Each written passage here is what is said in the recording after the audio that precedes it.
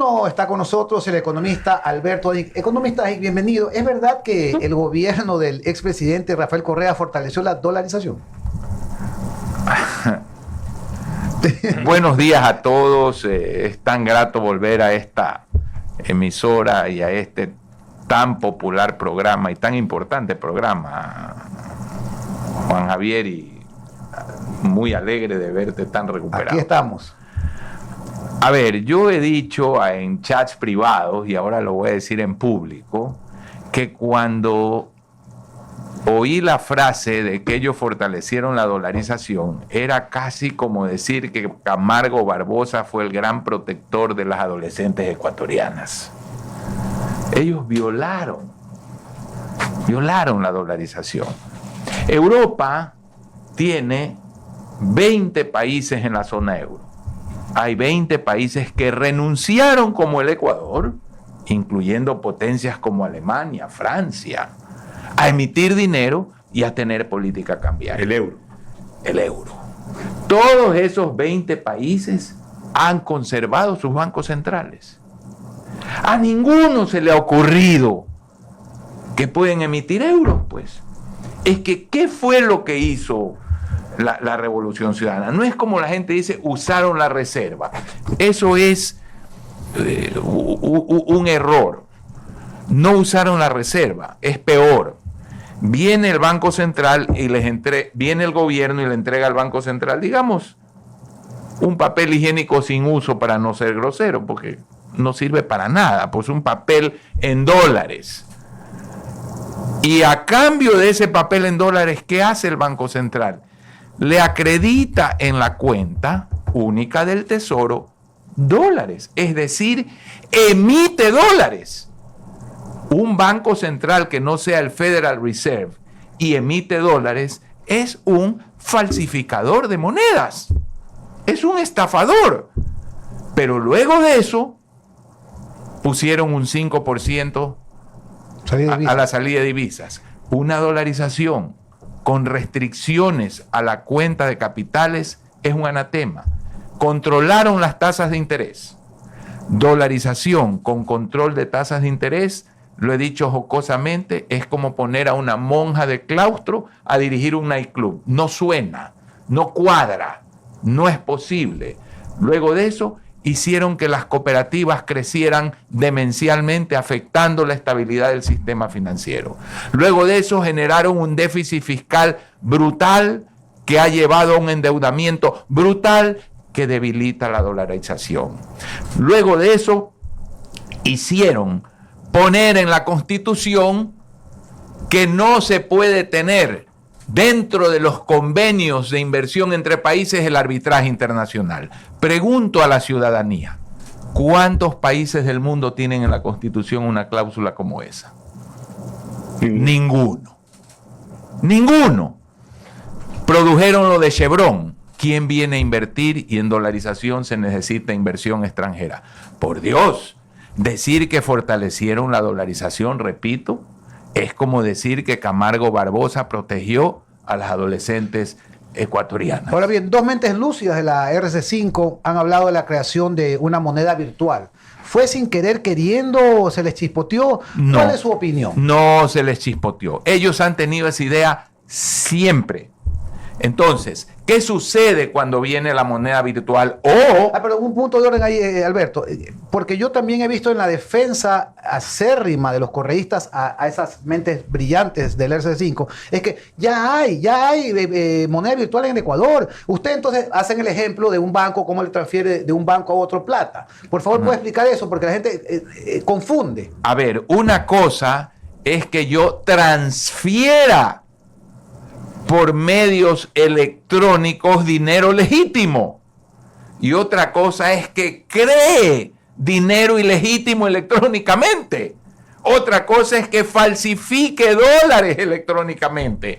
Cuando un banco transfiere la plata que Pocho tiene para dársela a Oscar y que pase un buen fin de semana, lo que está haciendo el banco es de un depósito legítimo que fue producto de una multiplicación legítima del dinero a través del sistema monetario, financiero, le transfiera a otra cuenta. Pero eso es muy diferente a que electrónicamente, de la nada, del espacio sideral, el Banco Central le acredite al gobierno, como ya lo hizo, 8.000 millones de dólares le clavó la Revolución Ciudadana entre el año 2008 y el año 2017, 8.000 millones de dólares de bonos inservibles que se transformaron en 8.000 millones de dólares de dinero ilegítimo. ¿Y en qué acabó eso? En que como ese dinero era irreal, aumentó en forma anormal las importaciones y el país se quedó sin divisas. ¿Y qué vino? Salvaguardas, más impuestos a la salida de divisas, recesión en el país durante el año 2016. Alberto, buenos días. Tú dices que este pensamiento lo tienen ellos y que no fue un lapsus, sino que lo piensan. Ahí está la explicación, María Sol, del debate del viernes, cuando yo decía que no me preocupa lo que hayan dicho, sino que me preocupa lo que no dicen y lo puedan hacer cuando tengan la posibilidad de hacerlo, que son dos cosas distintas. Pero, sin embargo, circuló en redes sociales, en cuentas de X, de Instagram, etcétera, declaraciones tuyas como que te hacían ver a favor de la desdolarización. ¿Qué parte te desconceptualizaron? Te lo sacaron de contexto. ¿Qué parte fue la que te reprodujeron y que obviamente pues aparentemente habría salido de contexto de lo que tú habías dicho? Pocho, gracias, porque ustedes, que son muy generosos y bondadosos, muchas veces ponen frases mías que creen relevantes, se los agradezco, y las hacen circular. Y una de ellas que Radio Centro sacó es: Dios nos libre de salir de una dolarización. Dios nos libre. ¿En qué me sacaron de contexto? Que yo insisto, y lo voy a volver a decir aquí, la dolarización no es una receta mágica. La dolarización no garantiza crecimiento. La dolarización no garantiza felicidad. De hecho, estamos dolarizados y el país está desbaratado. No por la dolarización, por lo que no hemos hecho, por lo que hemos dejado de hacer. Y nos pasamos hablando y hablando de la dolarización y no de los graves problemas del país. Por ejemplo, la seguridad social tiene una situación crítica. ¿Y qué sucedería si en el año 2026, como las cifras lo indican, no hay para pagar las pensiones? Van a emitir algún tipo de bono, papel, y eso es generar un patacón. Y eso es terrible para la dolarización. Entonces, mi reflexión, sacada de contexto, es que una dolarización no garantiza nada. Y es verdad, pues, no garantiza nada. Es lo mismo, para hablar en términos futbolísticos que todos entendemos, que fijarnos en el uniforme de la selección. No, entonces viene alguien y produce un uniforme que parece bello y que además no se arruga y que además dura 20 años, se puede lavar, es cómodo para el jugador, y toda la discusión se centra en el uniforme. No, el objetivo de la selección no es el uniforme. El objetivo de la selección es clasificar, ir al mundial y ojalá alguna vez ganar un mundial. Economista, hay dos cosas que yo quiero. El uno es el ejemplo del papel, este papel de papel higiénico que no significa nada. Para la gente que nos escucha, esto equivale a que si yo voy a comprar verduras al mercado, voy con un billete falso de $50, le compro gran cantidad de verduras a la señora del puesto y luego ella se queda con nada, porque ese billete no sirve para nada. En la práctica es básicamente lo mismo. Y luego tengo que ver cómo le subo el precio de los demás tomates para poder equiparar el vacío del que me dio el billete de $50 que no sirve para nada. A ver, María Sol, aquí hay un problema más grave. Cuando tú haces una sopa, vamos a suponer que a estos caballeros, que todos son chefs reconocidos en la ciudad, tú los invitas a hacer, por ejemplo, una sopa de marisco. Y le dices, bueno, por cortesía, cada uno va a poner un jarro de agua en la sopa. Entonces viene Pocho, pone un jarro de agua, pone Oscar uno, Juan Javier pone uno, y hacen la sopa. Cuando vas a servir la sopa, el gran problema es que viene JJ y te dice, a ver, dame con el agua que yo puse en la sopa, mi parte. No, ya ahí es fungible. Cuando falsifica dinero el Banco Central, como lo hizo, ¿verdad? Y le acredita al gobierno dólares, y el gobierno te paga a ti, supongamos, un sueldo.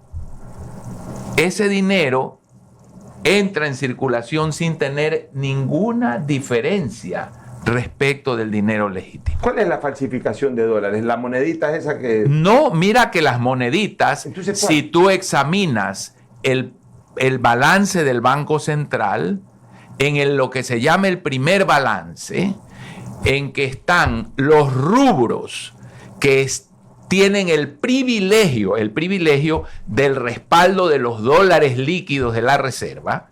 En ese primer balance están los depósitos de la banca, los depósitos de las cooperativas y esas moneditas. O sea, que se supone que en la contabilidad del Banco Central esas moneditas sí están respaldadas por liquidez. La falsificación es, mi querido Pocho, que cuando tú emites 8.000 millones de dólares, no hay los 8.000 millones de dólares de liquidez. No existen. Entonces, al inicio es como la droga. Te sientes bien, porque eso produce un estímulo económico. Al cabo de meses o muy cortos años, te comiste la reserva realmente genuina y líquida, aumentando las importaciones, y el país se queda con un doble problema. Claro. La crisis que quisiste evitar, y ya no hay dólares líquidos. Y nos pasa lo de Zimbabue, pues, que se volvió un caos. O sea, una dolarización. Hay 40 países en el mundo, sorpréndanse ustedes, 40, que no tienen moneda propia o que están atados irreversiblemente a un tipo de cambio fijo. Contando los de la Unión Europea. 20 de la Unión Europea, países como Arabia Saudita, que durante 50 años ha mantenido el mismo tipo de cambio, por así decirlo, y que por lo tanto no tienen política cambiaria. Yo he estudiado esto a fondo. No hay un país excepto Zimbabue que haya salido.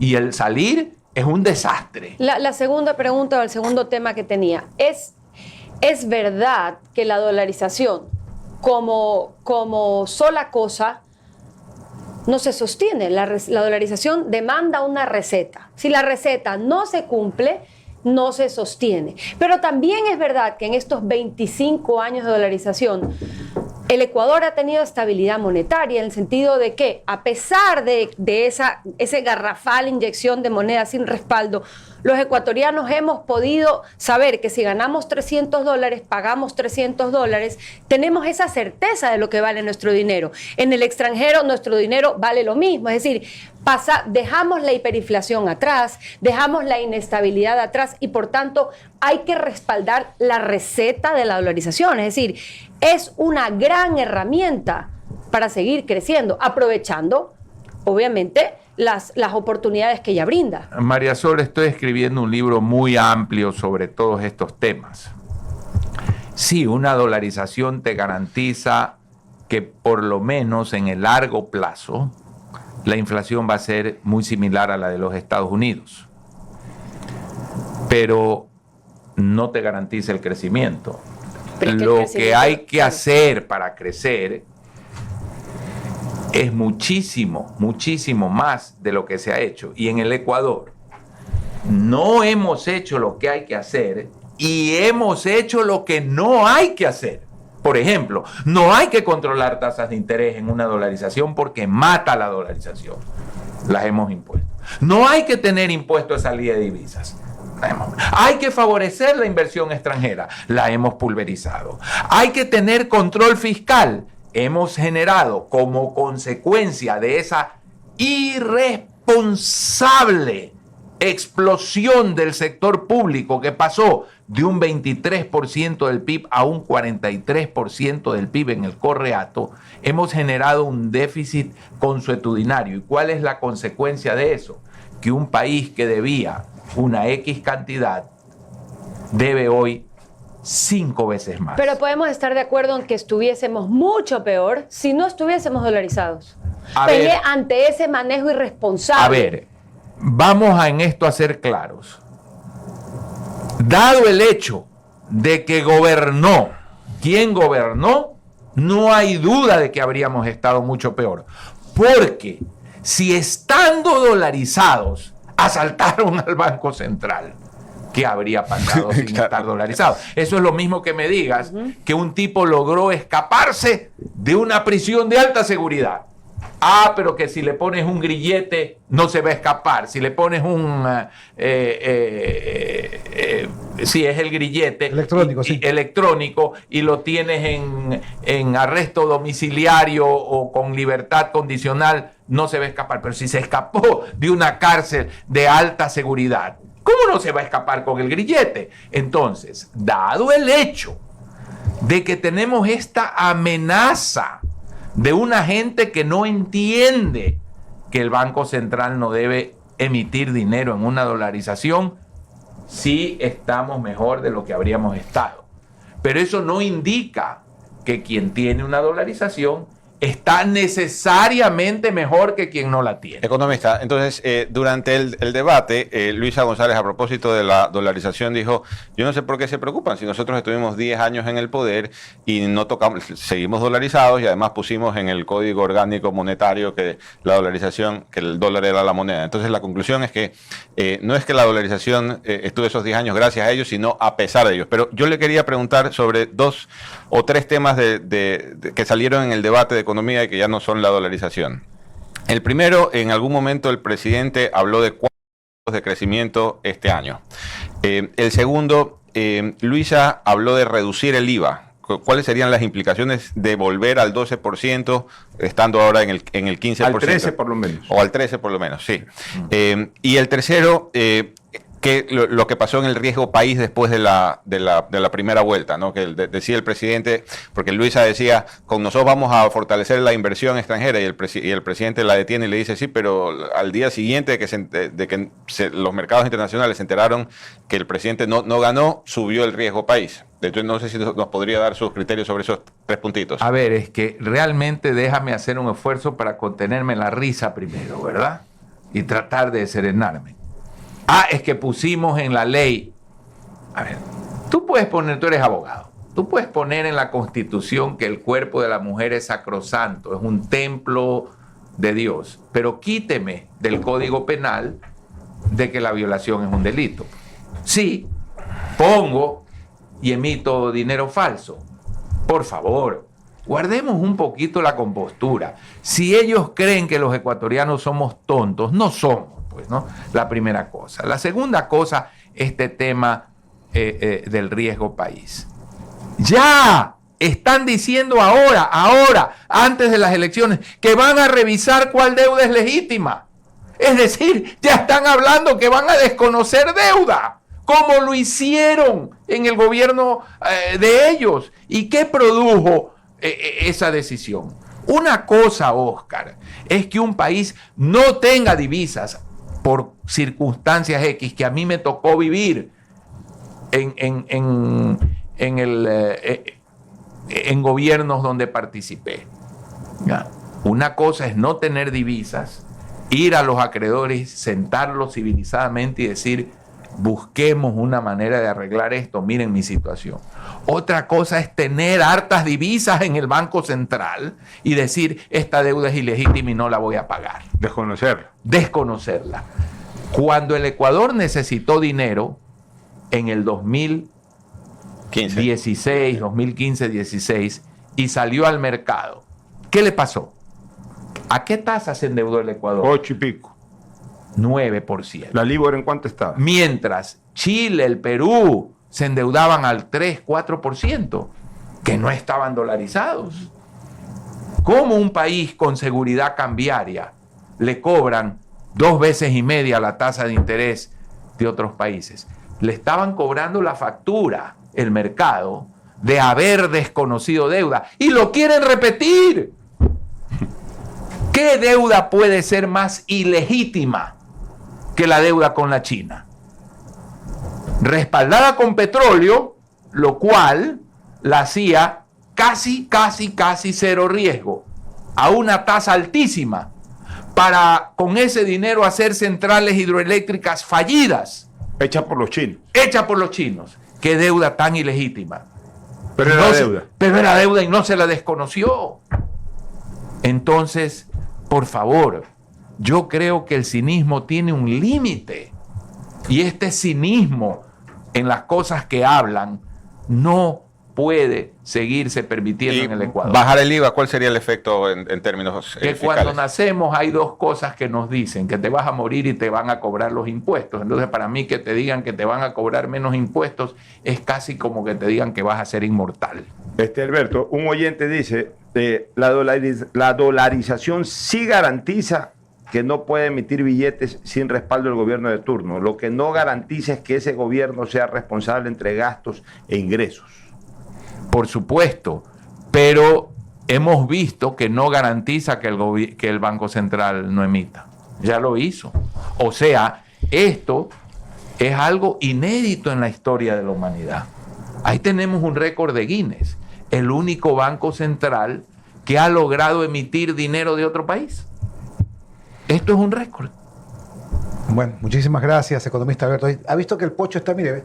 ¿No ve algo diferente? Sí, porque hoy día juega la selección. No, está pulcro. ¿Ah? Bien Sí, es que vestido. yo- Pero él siempre está bien vestido. Foca, el único biodegradable de venta en el país, importado desde México.